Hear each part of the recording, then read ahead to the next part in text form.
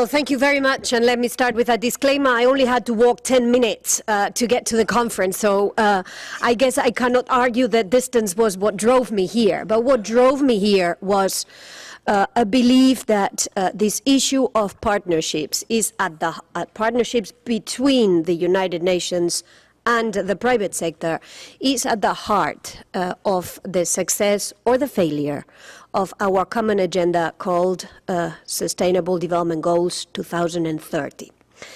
I want to start with one clear understanding and one truth, if I may, and this is that partnerships are good. Today, I don't think the question for us or before us is whether or not we should engage in these partnerships, but rather look at what 73 years of partnerships, this is the years in which the United Nations has been in operation, what these 73 years have brought us, what has worked, what we lack, in order to make sure we now move to scale and speed, which is what will allow us to declare success on the 2030 agenda. And this brings me to a topic of the day, which is that isolationism is not going to be a viable solution for us. The interdependence of our countries, of our economies, of value chains, of production processes, of technology, of societies, has made obsolete the notion that impact can be achieved by going it alone. I think this is a very important reminder, in particular today. At the heart of the UN 2030 agenda is to leave no one behind. But in order to do that, we need everybody to play a role. The second truth that I want to bring you today is that we can do good as we do business. That profit and philanthropy don't need to be on opposite sides of the scale. That smart partnerships can bring multiple wins to all involved. That sometimes in the short term, but increasingly, and this is where I think we have a bit of difficulty, in the medium to long term, where efforts today can create opportunities for tomorrow. This is where I want to commend the work of the JIU. That comes at a very critical time for the life of the United Nations as we are rethinking how we can deliver better as one UN. But facing the reality also that the UN alone or the UN member states alone will not be enough to deliver on our shared compass. We need the private sector. We need academia, we need civil society, we need support institutions, and yes, we need individuals also to build a compact of active partnerships if we are to lift everyone together. And I see a lot of similarities in what the JIU has recommended in its report for scaling up and what we in the International Trade Center are doing. And I want to thank the JIU for recognizing that ITC, together with the UN System Staff College Knowledge Center for Sustainable Development, should host a system-wide platform to facilitate communication with micro, small, and medium enterprises on the opportunities that the 2030 agenda provides. And why that?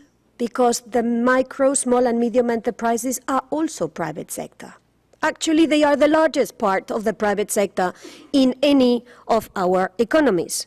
They employ the vast majority of people, and they are amazing incubators of innovation, of inclusive growth, of women's economic empowerment, and this role is being increasingly recognized across the world.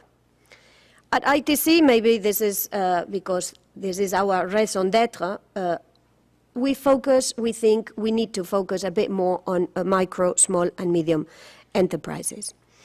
And what I want to bring to you today is the three ways in which we have found working with the private sector in partnerships to work.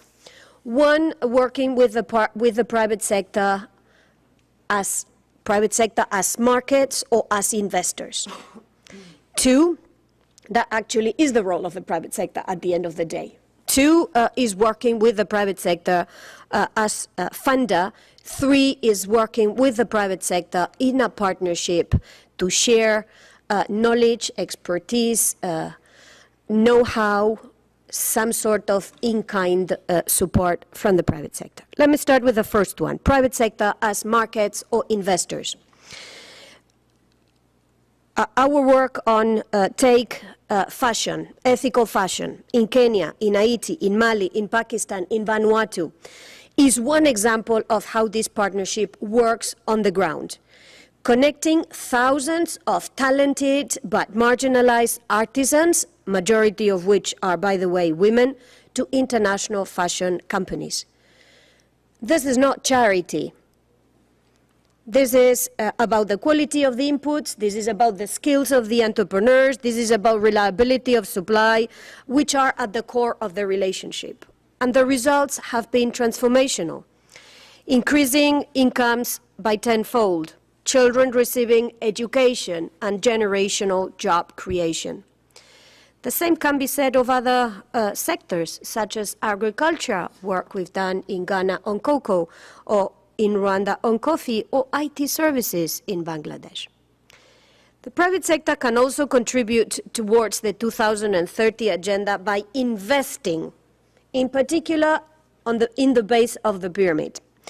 Not just because this is the right thing to do, but also because through these investments, they can help create tomorrow's markets, those that don't exist today. This is what we are seeing when we help connect mid-sized Indian companies to investment opportunities in East Africa, or when we help de-risk private investment in women-owned enterprises. Second, the private sector partnerships based on provision of funds. This is often perceived as being trickier inverted commas.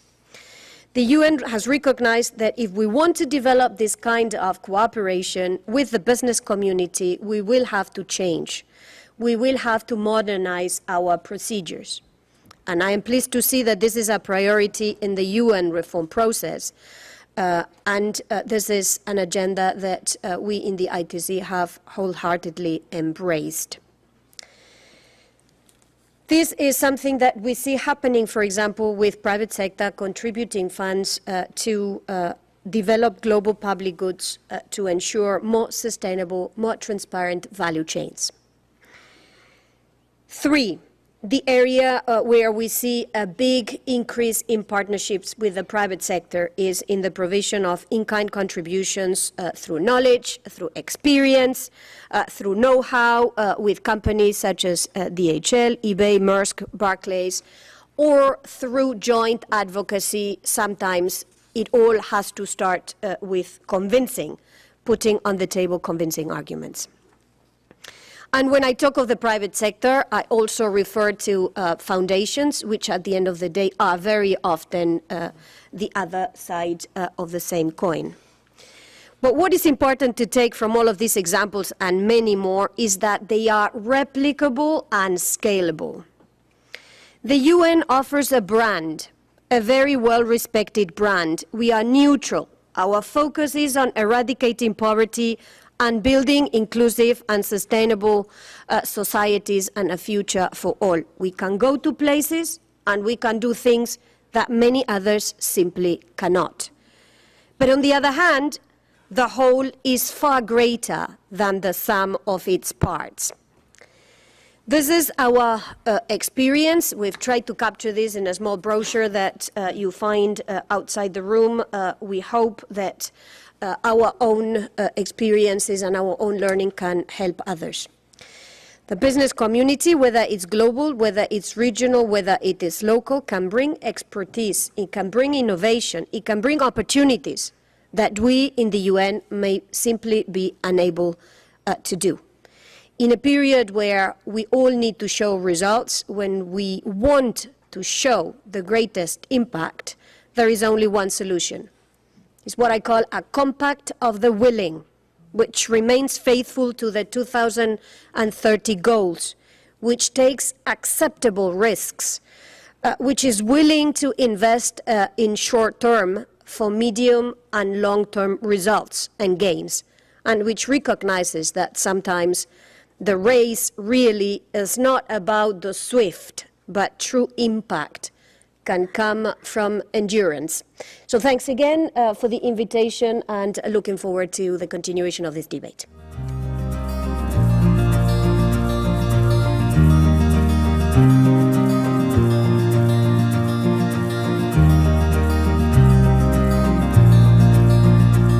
So please remember, if we all help and do a little bit, it will make a big difference.